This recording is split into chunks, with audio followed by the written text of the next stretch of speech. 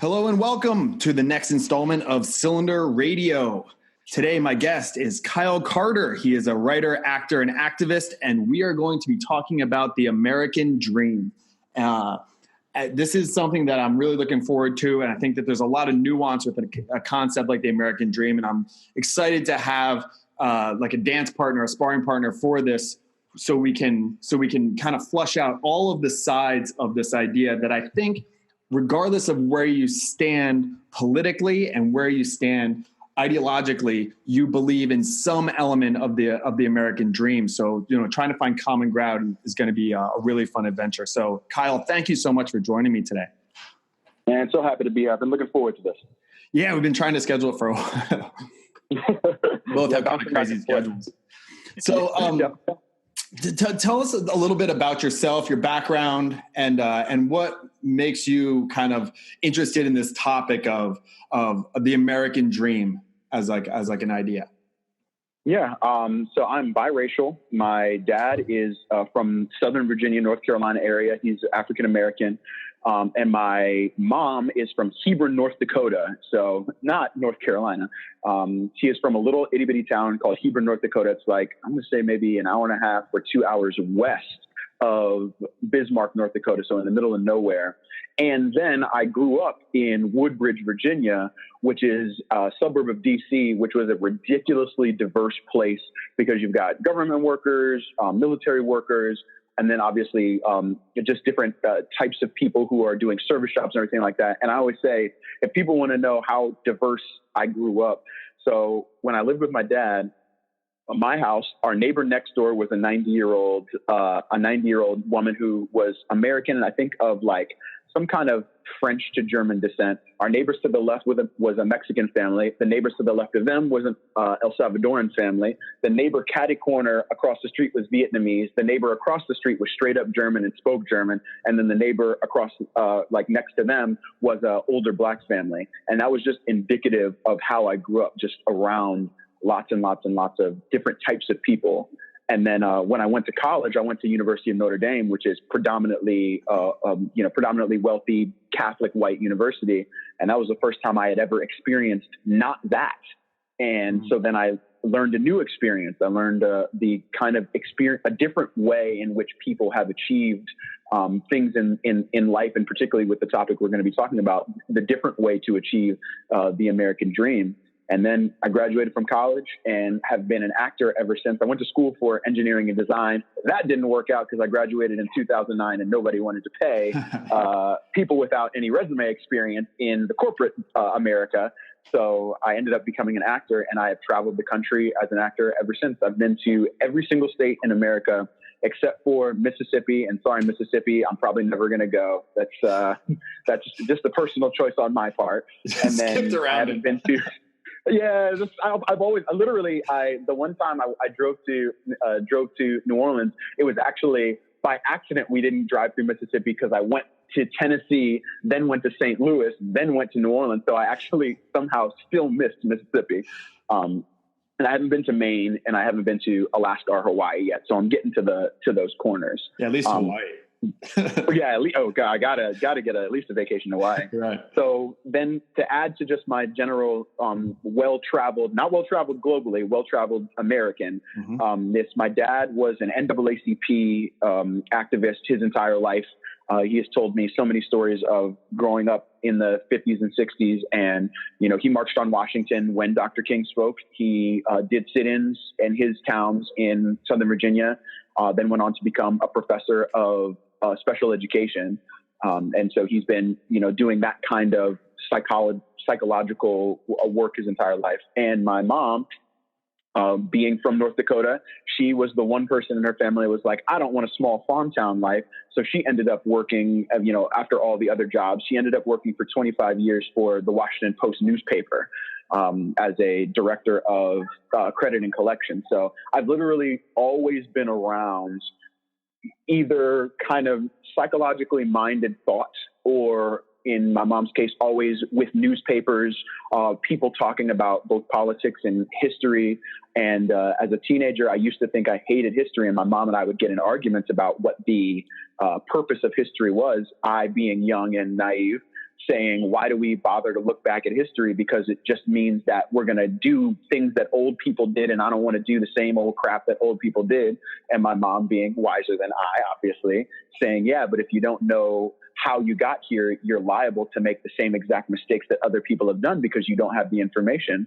And as I got older, doggone it, if mom wasn't right, because now I ingest as much history as possible so that we are able, especially in times like now, able to see what is normal in the terms of a historical change in a country, and then historical change globally, and what is not normal, and what are the red flags that tell us, like my father knew the red flags in the 50s and 60s, when it is that we really do have to activate our voices as opposed to be our pacifist, our normally pacifist selves, just go to your job or, do your, if now considering jobs are internet jobs, be at home on the internet and not kind of participate actively in your political and historical context. So that's where my passion is. All right. Yeah, that's so that it makes sense that, you have this nuanced view of, especially of different areas, because America is obviously so diverse just geographically. So diverse. I mean, just even within your parents, just being, South Dakota, that's a totally different world than just North Dakota City. North Dakota. Yeah. Unbelievable. So okay. So I'm going to just a couple of things. The first question I want to get into and just have a discussion about this is the game fair? So the game of the American dream. So that is finding success in your definition of success. So we could just say that's monetary success, or we can say that's, the ability to provide for your family and stuff like that. And I equate this to like a basketball, metaphor. So is basketball fair? Like the game itself is fair, but I'm never going to be LeBron. He's 6'8", 230 pounds. There's genetic components. There's resources. There's kids who don't have those genetic abilities, but then have wealth and they can hire the best coaches and they have a court at their house and everything like that. Now everyone can play, and if they have the ability, they can get to a certain level of basketball. Maybe they can play college ball or something like that. But to achieve the very top, you need to have you need to have it all kind of lined up. You need to have a ton of luck. It was not LeBron has an incredible work ethic, no doubt, but he also was born this just freak. You know what I mean? Like people don't look like that, just walking down the street. So to use that metaphor, some people just aren't going to reach the Jeff Bezos level, the Warren Buffett level. Does that mean that we don't have the American dream, that some people just won't be able to be billionaires? And maybe people come here thinking or are raised in this idea that anyone can achieve this massive level of wealth and get the Lambo and the Rolex and all that kind of stuff. But no, you can't. Not everyone can. So I guess that's the first thing. Is the game fair? Is it fair that some people just can't reach that level, or do you see a different idea of when it comes to fairness?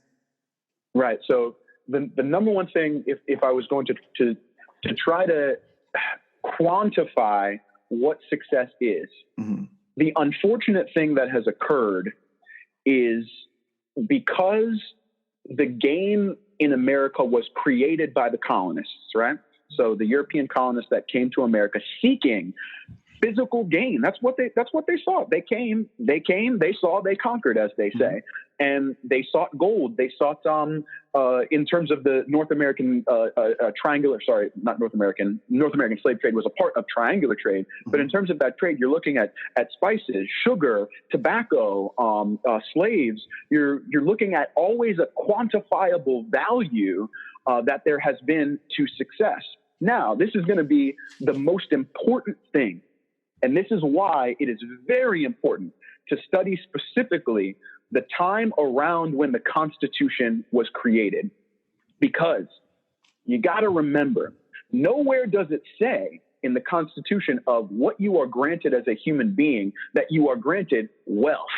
It doesn't say that you are granted riches. It doesn't say that you are necessarily granted in terms of your basic human principles. Then you get deeper into legislature and you say, all right, well, if you do X, Y, Z at the state level, then you will receive this amount of ducats, if you will. But not in terms of your state lawmaking. I'm talking the basic principles of humanness. It says life, liberty, and the pursuit of happiness.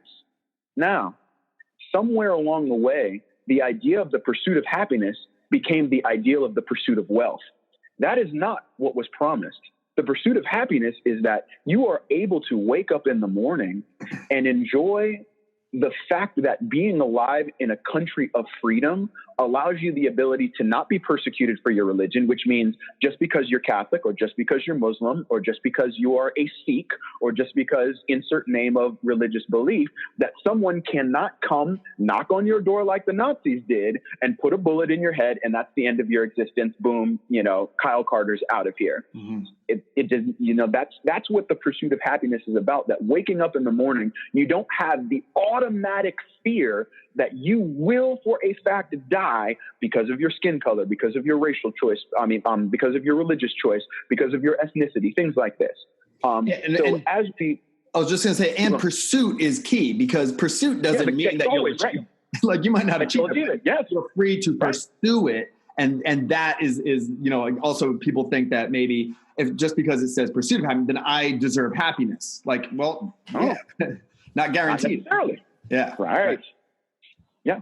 No. And unfortunately, because the pursuit of wealth is tied in, again, brought to us by the colonists, that the idea of the pursuit of wealth is the pursuit of happiness. It is no surprise then that as the economic inequality continues to grow in the United States of America, that so many people feel the pressure inside of them that I have to be doing more in order to feel happy. And that's not conjecture. That scientific data can back that the general feeling of heft on your day-to-day life is larger now than it has been when our baby boomer older generation was alive. Because the idea of it has changed so much to a pursuit of physical things. And it's unfortunately baked into how we think, and it's baked into the American dollar. Yeah, absolutely. And this is a really interesting spot that we're getting to right away, which I don't know if you're familiar with Steven Pinker's work. A professor out of Harvard. He wrote Angels of Our Better Nature, and basically how Western culture and this colonialism idea has had massive benefits around the world of this generation. Yeah. Because, you look at like mortality rates and curing of diseases and all that kind of stuff. But we have never had more creature comforts. Okay. I joke around all the time that I walk into my classroom and kids are like, it's freezing in here. And I'm like, it's 67 degrees, guys. Like, you're soft. You're soft. Okay. So we have all of this. We have all of this comfort, but also in 2019, heroin overdoses, suicide, and depression are at an all-time high.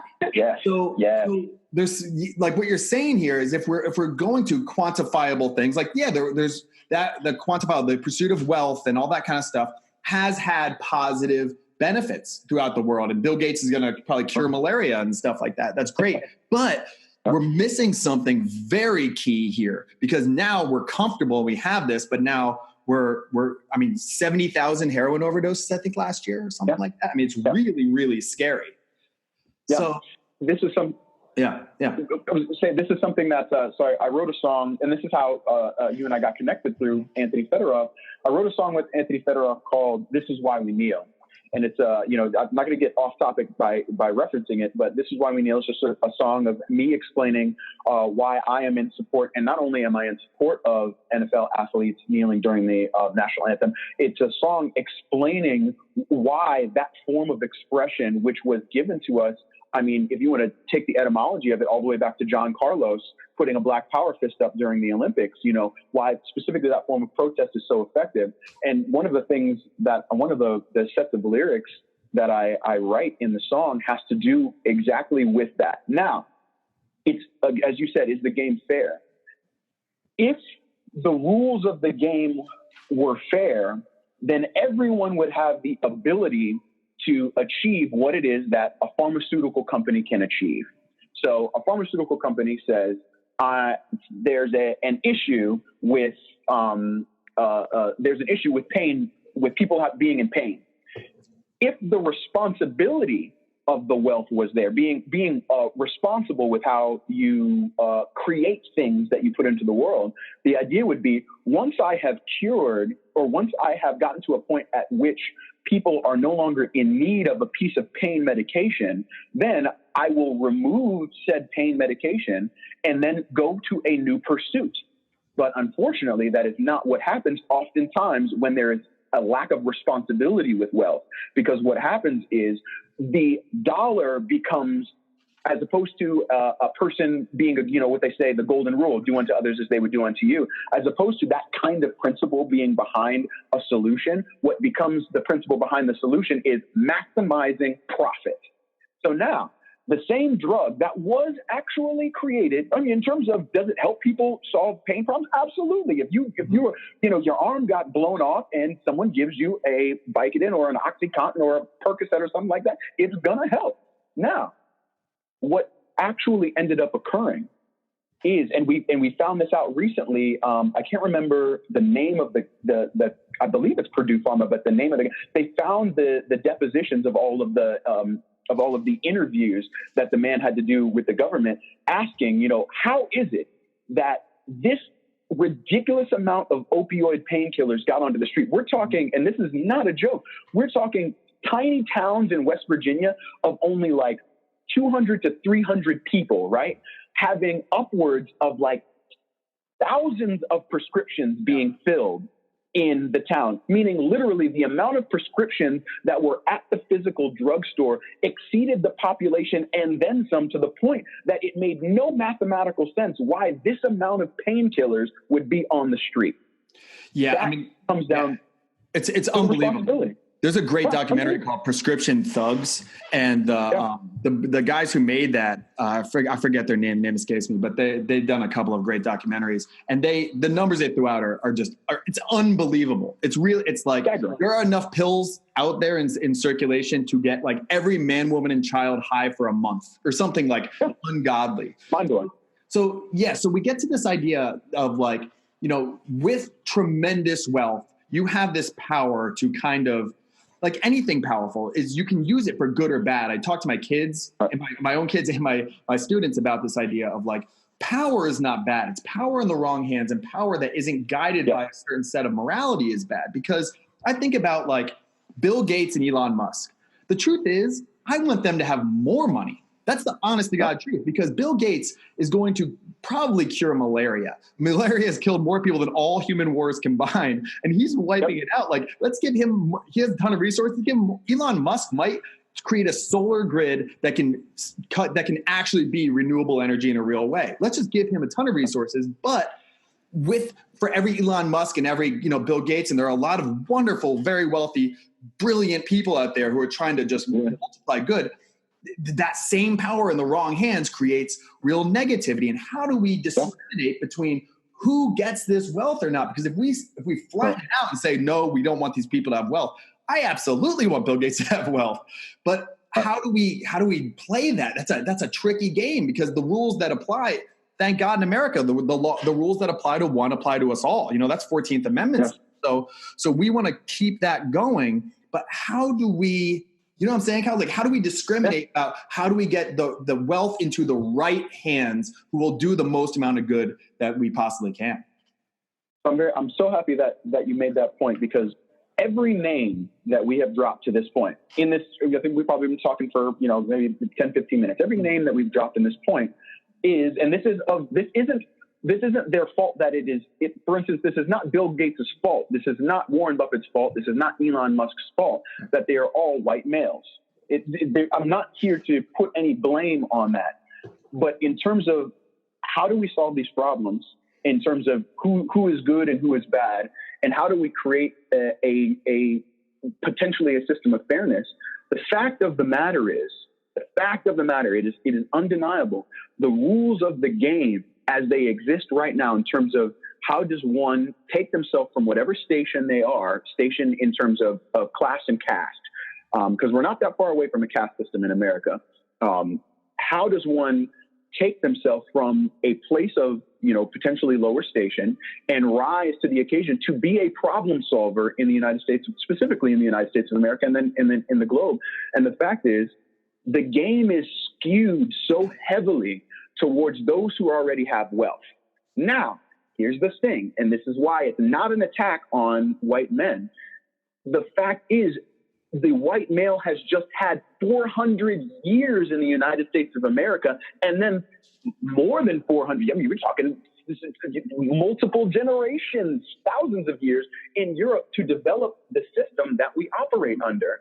And so you're talking about a head start that is seemingly, if you think about it too deep, insurmountable. But it's not actually insurmountable, because we're starting to see the gains, and these are gains. And this is what you and I had a quick conversation before we started recording. This is why I'll tie it right into why it's so important to go back and look during the civil rights movement. Arguably one of the most important times, specifically in American history, because during between the American Revolution and the Civil War, you're talking about the philosophical battle of what do we do with the fact that in the South, the slaves outnumber the white plantation owners 5-1.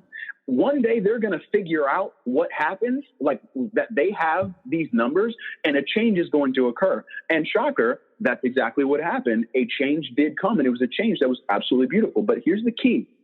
What they teach oftentimes, especially I went to public school, and not the greatest public school, so I can't speak to, a really good high school. I'm talking to you baseline American public high school. What you're going to be taught is that Dr. King, Malcolm X, the Black Panthers, SNCC, your community activists and those, that they fought for what ends up being the Civil Rights Acts of 1963, 1964, and 1965.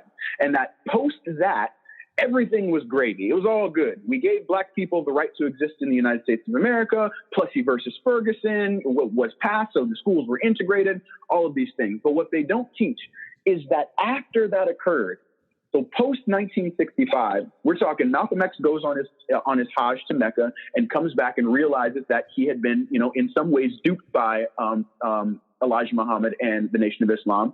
And he, starts to come out and say, the only way the African American is going to be able to actually affect change in the United States is within the African American community. We're going to have to figure out what our rules are. How are we going to survive? At the same time, Martin Luther King Jr., he is starting what's called the Poor People's Campaign, because he's starting to say, okay, we got this right to vote, we got this right to exist, but the problem is we're not only starting at zero, because if you've just now gotten to the point that you are seen as a human being, how then, with my human beingness, do I achieve what the person who lorded over and oppressed me, how do I achieve what they achieve if they don't give me anything to start with, right? And so he starts the Poor People's Campaign, saying that now we have to learn how do we legislatively, philosophically, psychologically change the fabric of the way America thinks about money and who should have it, so that people, not just African Americans, but poor people, have the opportunity, the same opportunities that the white colonists had in 1492, in 1530, in the 1600s, all the way through slavery. How do we develop a way for people to have those opportunities that happened hundreds of years ago for them? And unfortunately, I argue that we dropped the ball, that we became, as Dr. King said, we cannot, I think his exact words are, we cannot, oh goodness, I need the word, Kyle, remember your words. We cannot take the tranquilizing drug of gradualism. Those are directly from the I Have a Dream speech. We cannot take the tranquilizing drug of gradualism just because we are now human beings. And this is not just African Americans, it's anyone who was in support of the civil rights movement. We cannot take the tranquilizing drug of gradualism. And I feel as if we have fallen into that trap, because the economic income inequality gap in the United States of America has ballooned so egregiously that I will use the example that I used to you. People like Jamie Dimon, who run JP Morgan Chase, are so brazen as to laugh and say, if you can't survive in the United States of America on a $36,000 a year starting salary, then you just don't know how to budget well. That is so insanely disrespectful to say to the employees Jamie Dimon is a billionaire, and he's saying to his employees that you're too stupid to figure out how to survive when I pay you $36,000 a year, when we know for a fact that wages in the United States of America have been stagnant for 20 years, despite the fact of inflation. And that the ability to survive the rent in many of your major cities is almost an amount that you would have to start. You'd have to start at $65,000, $70,000 a year in order to pay for your rent in many of our major cities. And then for our farmers, and this is for rural America. With the rise of climate change, corporate farming is at the point where it can change with the climate, but your independent farmers can't. You're talking about in Nebraska right now, you're talking middle states, floods that are so bad that people are going to lose their crops for multiple seasons, this absolute destruction, and no one will be able to come and solve that problem for them. Meanwhile, Monsanto is doing just fine. Yeah, they will not have any problem. They will not. Yeah. They will spray Roundup. They will spray Roundup on everything, and they will be just fine. Yeah, there's so much there. Like, like I'm trying to think where to like even go into. So no, it's great. But the I guess when you think about so there's certain groups that had, you know, especially like let's say Protestant white men. Okay, like they were the ones who kind of had like years to develop wealth, develop land, all this kind of stuff.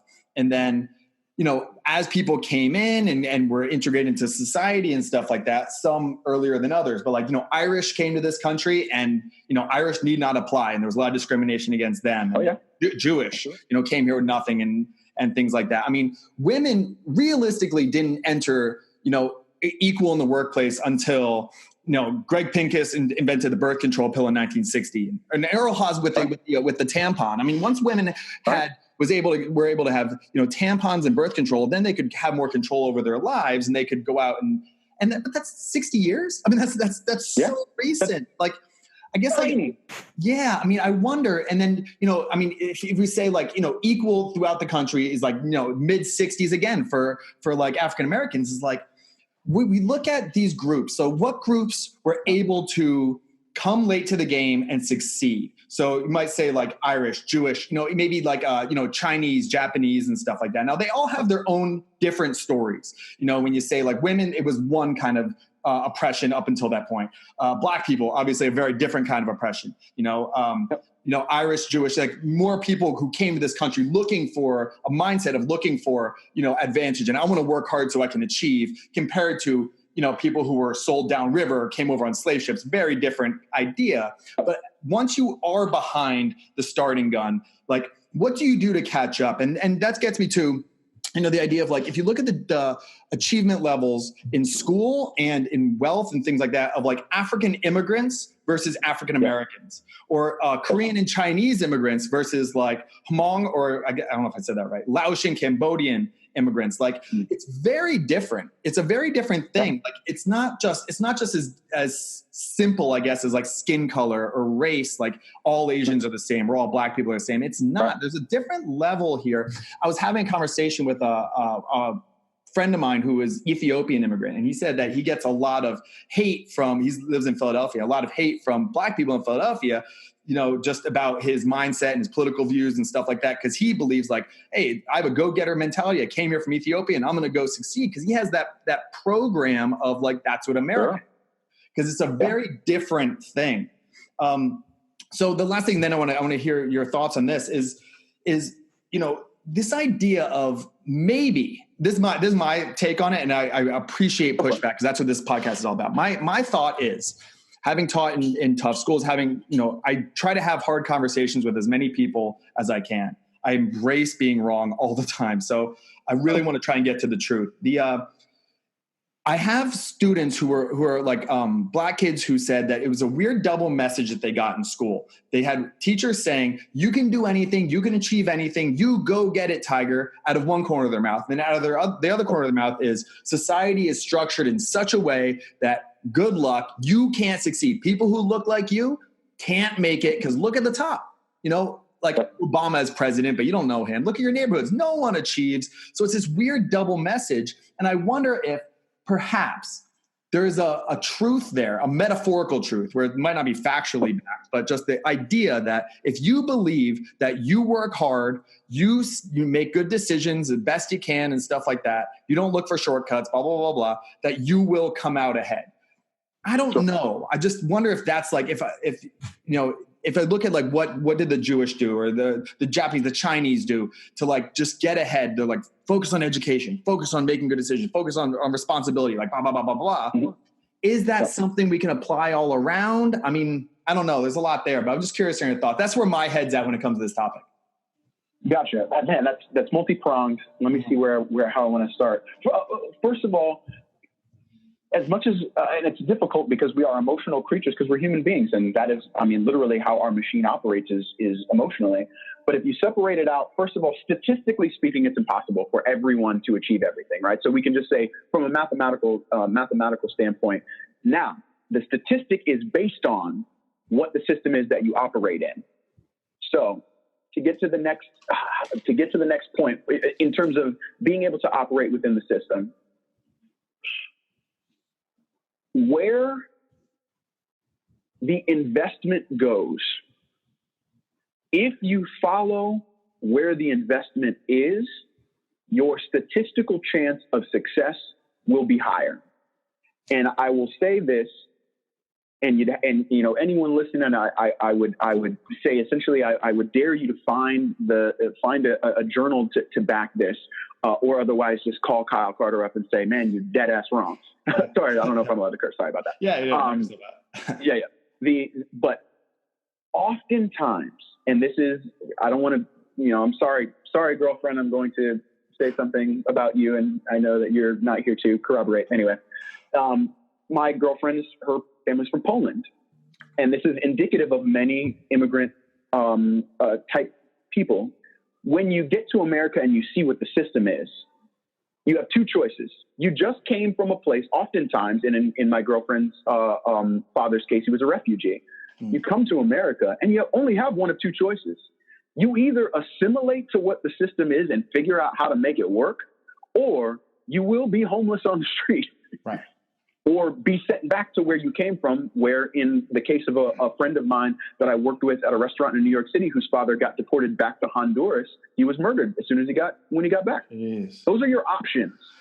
So I say this to, when you meet someone from another country who feels so passionately about the idea that if you come to America and pull yourself up by the bootstraps, you can succeed, you can do it. Oftentimes, that is the only choice they have. They don't have any other choice. There isn't a choice to be a pacifist, because being a pacifist will mean that you will be homeless. This is really very true to me, by the way. Just my experiences with my wife being an immigrant and stuff like that. Yeah, please. Yes. Continue. Yeah, it will ring in their minds in that way. And so then I have had to do this with my own dad. Because my dad is, we live in a lower middle class to poverty stricken area, specific area to Woodbridge, Virginia, where I'm from, and it's a high level now. When I was younger, it was more diverse, but it's a high level now of El Salvadoran. And he would get upset with some of the El Salvadoran people, and I say, "Dad, you got to remember, many of them come from a country where someone will roll up to your door with a machete and say, you either give me money or you and your family are dead." Yeah. And that's not to say that that's the entirety of El Salvador, but many people who come here from El Salvador are dealing with MS-13 issues in their neighborhoods. And so I had to say to him, their struggle is different from your struggle, Dad. And so when you look at them and judge them for being willing to work for $3 an hour and stand outside the 7-Eleven and take jobs from people, you got to remember that they are in the purest form of survival mentality. It's the purest form. By any means necessary, I will make whatever dollars I can possibly make right now. And so feel free to have a judgment of them, but don't judge them for not trying. And so then I say this. The reason I believe many young African-American kids feel the way they do about that double ear, because I certainly felt that as well growing up, that one ear you can do anything you want, other ear the system is rigged against you, you'll never do anything. The investment and how you have to go get it in the United States of America is still in the colonist terms, because the system is set up that your value as a human being is directly tied to the amount of economy that you have created. So we do not, and this is going to now extend to all poor people, we do not value our service worker. We don't value the person who you buy your orange juice from the 7-Eleven. We don't value a mechanic who knows how to change your oil that didn't graduate from high school. And not only do we not value it, almost everywhere you look, it is looked at as second class. Everything you see, you're supposed to aspire to be Scarlett Johansson. You're supposed to aspire to be Elon Musk. You're not supposed to aspire to be useful in your community. If you're just useful in your community, what have you done? You haven't done anything. You're not Kendall Jenner. You're not Muhammad Ali. You know, there's this and that is and has always been the colonist mentality, that unless you have more than someone, you are less in value as a person. And so the change that would need to occur in order for young African American, specifically young African Americans, because I speak from that personal experience, would be that without changing the system and kind of acknowledging that America may be what America is, and you know, not getting into the utopian idea that, you know, I love Elizabeth Warren, but it is a bit of a utopian idea that, you know, we will be able to, within the next 3 years, be able to tax all of the people who have more than $50 million, 2 cents on the dollar, to eradicate student loan debt and eradicate. I want that to happen, but, you know, from a realistic standpoint, it's going to be very difficult. So other than that, it has to come from a place of, we know as a country, and this is something I said to my mom when I was speaking to her, if I won an Oscar tomorrow and I was at the Oscars, I would accept the Oscar, put it on the floor, get on the microphone and say, I want to say something that no one has ever said. I've never heard it. I'm sorry. I apologize that every day when Americans wake up, they are told that if you are not a person who has 1 million Instagram followers, if you are not a person who has a famous Snapchat, if you are not a person who has $2 million in your bank account, you should aspire to do more. You haven't done enough yet. Meanwhile, many of these people are taking care of family members. You're talking about people surviving on $25,000 to $40,000 a year, who are taking care of a sick loved one who probably can't get appropriate health care because we don't have a universal health care system to allow them to get affordable health care. So they are on $45,000 a year taking care of their grandma, and you expect them to have 1 million followers on Instagram? That is disrespectful to say that to somebody. Yeah. And I would say that, and I would leave the Oscar on the stage and say, I thank all of you who are here today, but what that piece of gold, the reason it's gold is because we value the idea of something being so much more value than something else. But I want to say, I cannot take that with me, because I just feel it so passionately that what we need to do and begin at is to start respecting the fact that statistics are what they are. Not everyone will play in the NBA. Not everyone will play in the NFL. Not everyone will be Elon Musk. In your pursuit of that, you should be thanked. And your country should be a country in which your representatives not only understand that, but embrace it and want you to have access to healthcare and want you to have access to quality public education. Because you know who don't want quality education? Betsy DeVos. Her family literally runs a company that puts public schools out of business because it's what? A private education company. She has zero public education in mind in her thought process. She is that is the worst conflict. I don't care. And I'm going to be dead honest. I don't care about Donald Trump. I care about the people that Donald Trump has put into these offices. Donald Trump, I'm sorry if you're listening and you are a supporter of Donald Trump. I personally believe he is literally an idiot. He doesn't actually know what he's in terms of how to enact policy change, but he has hired people that know how to enact policy change. And people like Betsy DeVos do things that don't allow people in the public sector to have access to the basic needs, to just, as we said when we started in that pursuit of happiness, to just be able to wake up and acknowledge that I'm American.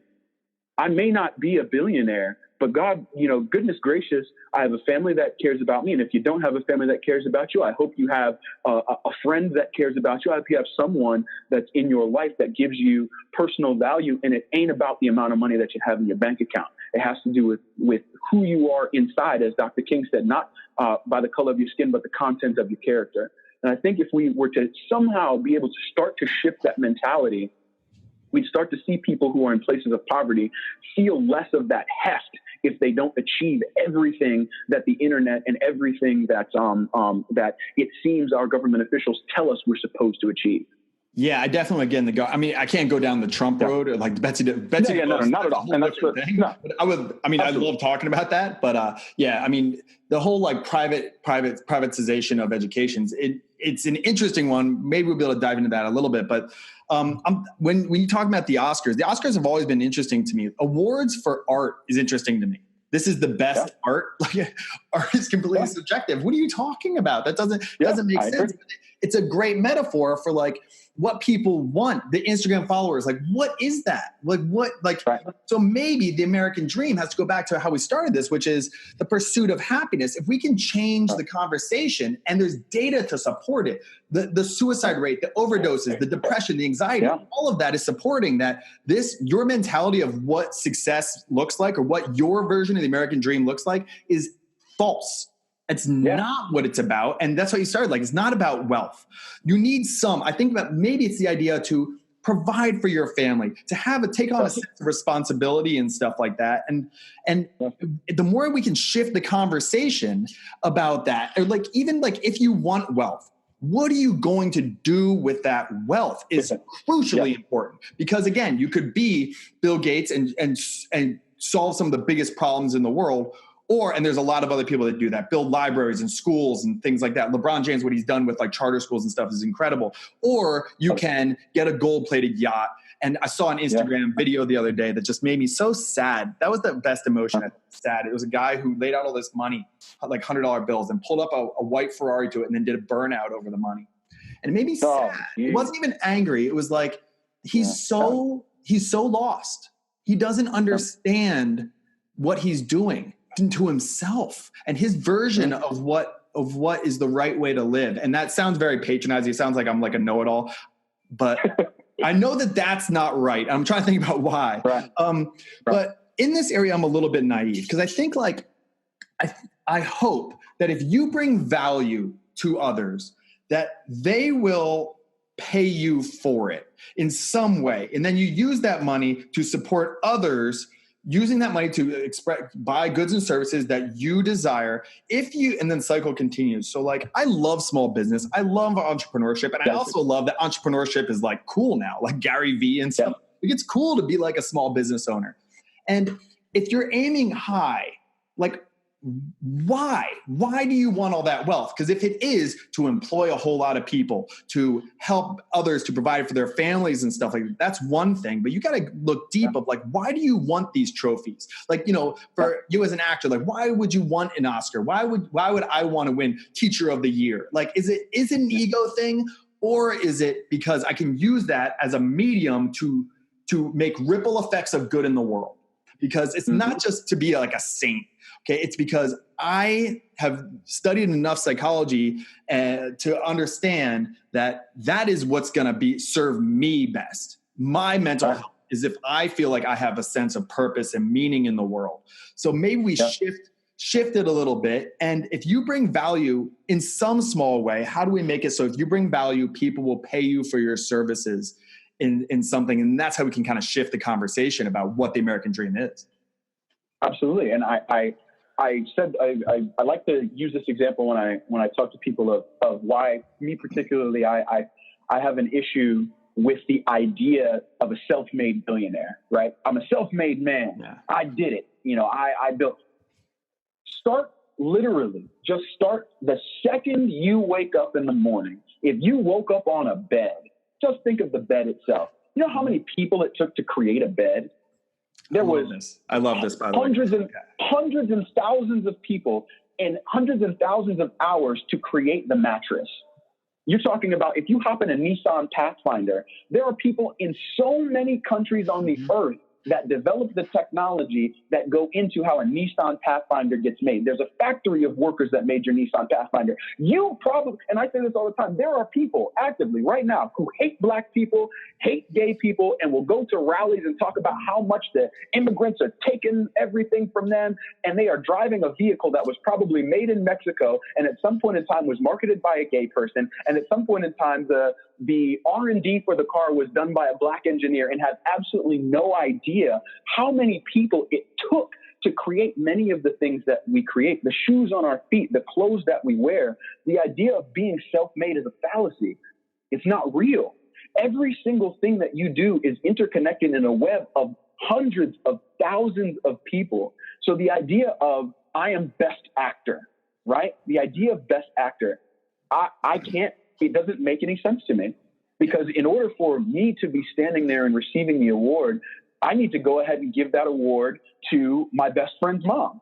Because when I was in fourth grade and struggling my parents were struggling with how many hours they worked, and I was going to a daycare center and miserable, she recognized it and said, you know what? I want to help this. I don't know why, but she said, I want to help this kid out. She called my mom and said, let him stay with me. So whenever you're at work and however many hours you need to work, he can come stay with me. You can pick him up when you need to. We'll figure out the babysitting costs later. We'll figure that out. First thing, I feel something passionate about this kid and, you know, his friendship with my son, and I'm willing to take care of him. She took care of me for 4 years. Being on a stage accepting an award would not have occurred without that. And it's just that respect of understanding that the goal of being the self-made thing, and that you can drive the Ferrari and drive over the money, and it's you that did it, and that nobody else helped. I'm talking, even if you grew up in the hood, even if it's a fact, you had no parents, and you were living on the street, and somehow somebody found you, even if that is the case, the amount of people for you to get from living on a bench to platinum record Grammy-winning person is thousands and thousands and thousands of people. Right. In order for it to happen. Yeah. And that doesn't take away from the grind of getting to the point where you're recognized for it. Like Obama said something that I didn't like years ago, where he said, like, if you built a business, you didn't build that. Like, you know, people, it's kind of like what you're saying, but like, it's what you're saying and you built that. It's just, you didn't build that alone. It's like alone, you know, right? Like the grind is tough. I'm married to a business owner, a small business owner, and an entrepreneur, and her family was and like the amount of hours, the sacrifice that goes into that it's not easy. It's so difficult to reach the top. And this is perfect to say. I want to jump in on that. Yeah. This is a key. This is a huge key. The idea of sacrifice, right? I think oftentimes, unfortunately, because what we portray in the American dream is only the finished product, that when you're at the beginning stages, or when you're young and you say, what do you want to be when you grow up? I want to be an astronaut. That we say, you can do it. But we don't say how hard it is. Yeah, you got to study when you're a little kid. Study physics for 12 hours a day for 10 years. For literally. And the costs that come with it. And I was having a conversation with an actor friend who was talking about relationships. And, you know, in terms of the goal of wanting to be, you know, an intensely respected actor that wins Oscars and everything like that. And I just said to her, I said, this is not to say that it's not possible, because if you want it to be possible, I believe that you can be in the pursuit of it. But I said, when you look around at our top level actors, especially, unfortunately, and this is again a conversation about how long women have been in a position in these types of positions. But how often do you see some of our greatest artists and actors have standard relationships? It's almost impossible to do, to have a standard. It's not impossible, but it's because it's a sacrifice. You're talking about if you're in a committed relationship, there's hours that go into that relationship, right? There's time spent learning each other. There's time spent cooking food. There's time spent if you have a family, if you have children. There's all this time spent. And if you want to be the greatest actor of all time, many of your hours need to be the study of the craft. So if you are in the study of the craft, the sacrifice you're making is the personal sacrifice. Absolutely. And I think that's something that Yeah, and that applies to really getting great at anything. It could be in art, it could be an instrument, it could be business, it could be anything. Basketball, I'm doing this podcast now and stuff like that, where I kind of would rather be playing with my kids who are in the other room. I believe in what I'm doing here, and then absolutely. that's pursuing the happiness, and it's a complex issue. So we only have about 10 more minutes. There's one more thing I do want to touch on, so I looked it up. There's about 700,000 new millionaires were created in 2017. So there is that element. If we're going to the classic, monetary definition, which I like getting away from, so I don't know why I'm bringing us back to it, but I guess just like a definition that people go to is I wonder how much of a role government has in preventing people from pursuing their happiness. And the reason I bring this up is last summer I tried to start a business, a small business. My wife has a makeup company, does other things, but she has valet parking, and the valet parking is a couple $100s a month, and we pay a service for it. And the guys who work for it, one of the guys who works for it, he's just like, I hate my boss. I'm trying to get another job. And then he found another job. And I was like, this is so much money. We have immigrant friends who need a job. And I tried to start a small business just to basically, merge a business, just to save us some money, just kind of vertical consolidation type stuff. And the bureaucratic red tape to start a business in Los Angeles prevented me from making it profitable. And I had two immigrants who wanted to work for me, and I wanted to pay them. And it wasn't even just for me to make a lot of money. It was just to save us some money and provide for these two people. And I couldn't do it. And I talked to another person who had a jewelry store in North Hollywood, and they couldn't do it. And I actually got it connected with Mayor Garcetti's office about this because I was so upset.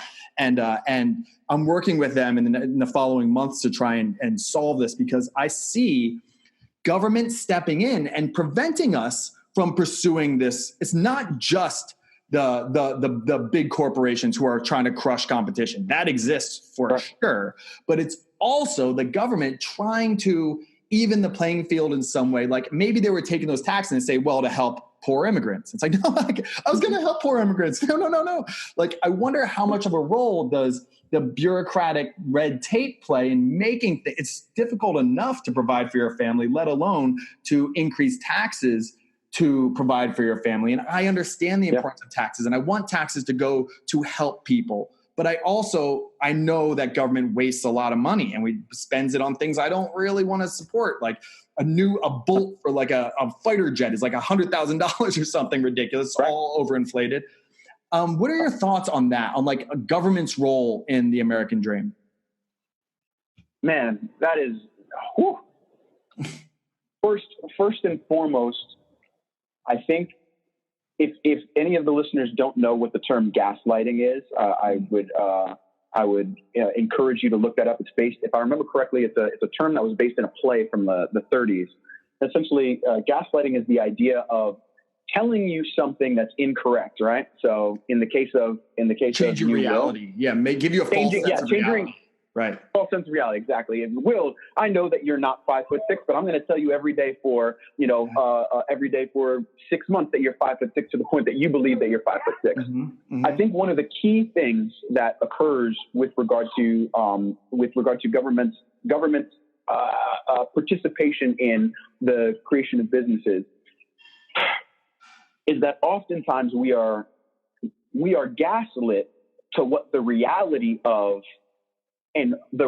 where our money actually does go, right? Mm-hmm. So in terms of you want to start this business, and it should be not nearly as much red tape, because all you hear on the news all the time is, oh yeah, this entrepreneur did this thing, this business person did this thing. So you go into it with the idea that it's you went into the idea of that because no one ever told you that there was anything that was going to be the opposite. Now, to compound that issue, we know for a fact that starting a small business as over the course of the last 40 years as a brown person has been very difficult. Oftentimes you are lied to about what the interest rate that other people have gotten is.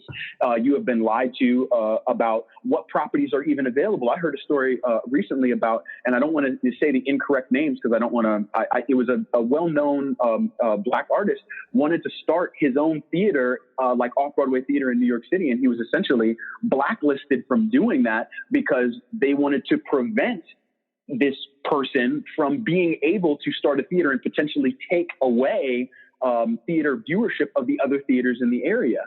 So there's all these things that if it was truly what they say it is, which is if you have an idea and you have a business that you want to start, there is these avenues that you can go to do it. But the funny thing is, many people, and you were one that experienced this, that oftentimes because people will go out of their way to crush competition, there is no other choice but to have government in some way, shape, or form a part of it.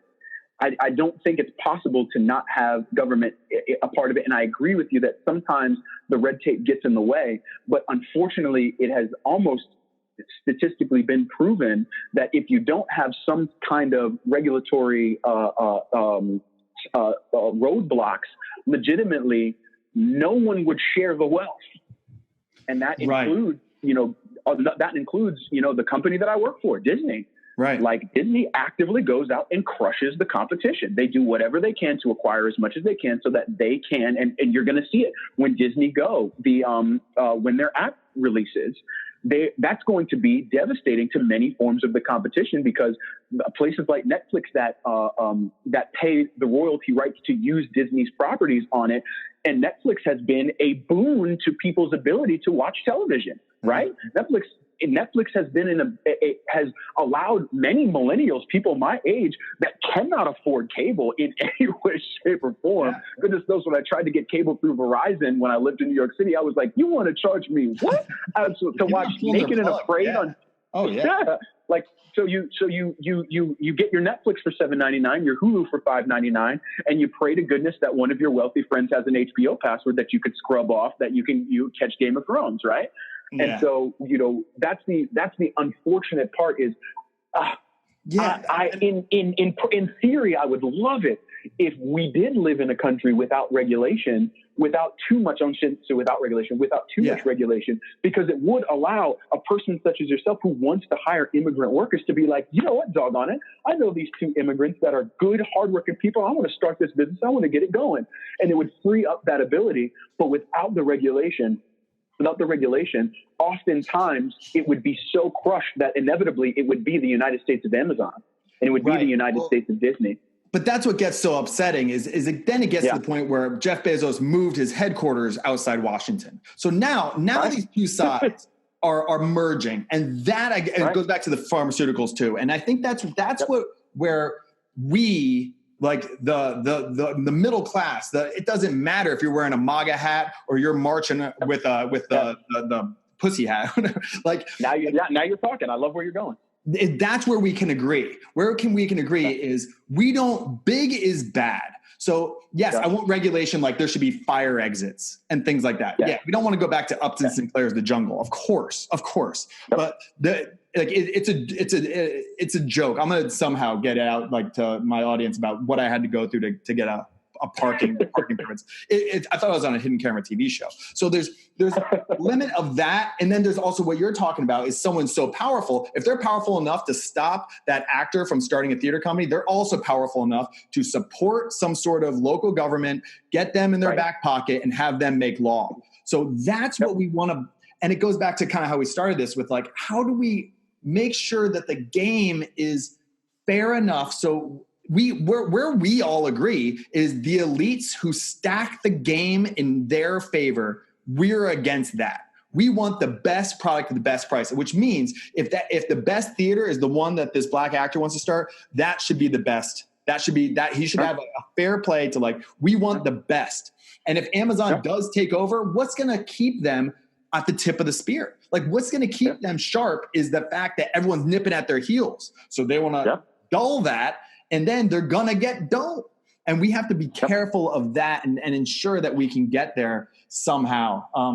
I know we're kind of, and in terms, yeah. Well, and real quick, in terms of actionable things. I mean, if you're listening and you don't know what Citizens United is, you have to look this up. That was one of the most key lawsuits in the Supreme Court over the last 20 years. The idea that a corporation gets the rights of a person. And that has been of detriment to the small business for forever. And we're still dealing with the effects of that, because when you're talking about lobbying power, when you're talking about your ability to get to into the pockets of legislators, it's because, Will, you as an individual human being, Amazon has the same rights as a human being as you do. Not Amazon, all of the workers in the factory. Amazon, the moniker, just the name on the building, has the same rights as you. And so if that is the case, legislatively, they are in a position of power over the individual. Legislatively. Yeah. And so when you're talking about what is an actionable way, as all of, anyone who's listening who doesn't know what I'm talking about, please look this up and learn about this, so that when you're walking around in the world and you're, maybe figuring out, how do I participate? Where would I begin? The knowledge of the fact that corporations have the same rights as individual people is massive, because then you're less likely to be duped. Yeah, people look at 2010 FEC versus Citizens United. That's the court case. Yeah. Definitely say, because that's something that, in the coming years of the political landscape, right now, I think, unfortunately, again, a topic for another time and another place and another venue, in terms of the candidates that we will be inevitably looking at come 2020. Unfortunately, there really isn't the mental bandwidth to tackle the fact that the amount of money that pours into the government from corporations who are treated as people is going to continue to create a furthering of the income inequality gap. So I think right now people are generally just, focused on, let's get to 2020 and cross our fingers that there is change there. But beyond that, we really have to start the process as individuals who want to pursue our just everyday happiness, that we cannot be at equal tier as individual beings with our large corporations. It's not going to be in our benefit. They're going to drown us out. Yeah. I mean, look, we've done an hour, but I could do about five more hours with you, Kyle. I hope this is the first of many conversations, whether it's on the podcast or not. I enjoyed talking with you. Yeah, this was awesome. So anything that you want to say just before I stop recording? Is there anything else that you want to say where people can find you or listen to your work? I mean, your songs are awesome. And I think that, using art as your platform to try and generate these conversations, at the very least, just have conversations is, you and I are in two different worlds, but we're doing a similar thing. So where can people find you? If you, on Instagram, you can find me at Big, BIG, KR Carter, CARTER. That's my Instagram handle. I don't do Twitter. I don't have time. Twitter, there's too many things happening on Twitter. Unfortunately, I'm sorry if you're a Twitter user. And then my website is www.kyle-r-carter.com. And in 2000, right after Donald Trump was elected, I was so fired up that I did a 12-episode web series called I Don't Mean No Disrespect, Y'all. And that's how Anthony Fedorov, who I am working on the project called Sing SOS that I wrote some lyrics for, who then put me in touch with Will. This was all, the etymology of all of this was through this web series. And the first 6 episodes I do them basically Trevor Noah style, where I have written a spoken word poem that I then have the pictures of what I'm talking about next to my head as if it's the Daily Show. And then the last six of the episodes I did as if I was an entire show, doing it the same way that Will and I are doing it, but with a video element of just interviewing people that I found very interesting and I thought were doing important work. And if you have any time, definitely look at the one on that website that's entitled integratedschools.org by this woman named Courtney Everts McKitten. She is awesome. She basically started a nonprofit company where wealthy parents deliberately take their kids out of wealthy private schools and put them into lower income public schools so that the public school system is forced to give more money to the public schools, because now the wealthier people are in the neighborhoods. Because remember, public schools are oftentimes funded by by the median house income of the neighborhood. So when these wealthy parents come into the neighborhood, they change the median value of the homes, which then allows more tax money to go to the public schools. That to me is one of the most fascinating ideas for a nonprofit organization I've heard in years, and I really enjoyed talking to her. So yeah, that's a beautiful. Check that out. That's the opposite of not in my backyard. That's pretty awesome. Right, exactly. Okay, Kyle, thank you so much for doing this. I really appreciate it, man. Yeah, man. All right. Yeah, it's a pleasure. Absolute pleasure talking to you, brother. All right, man. All right.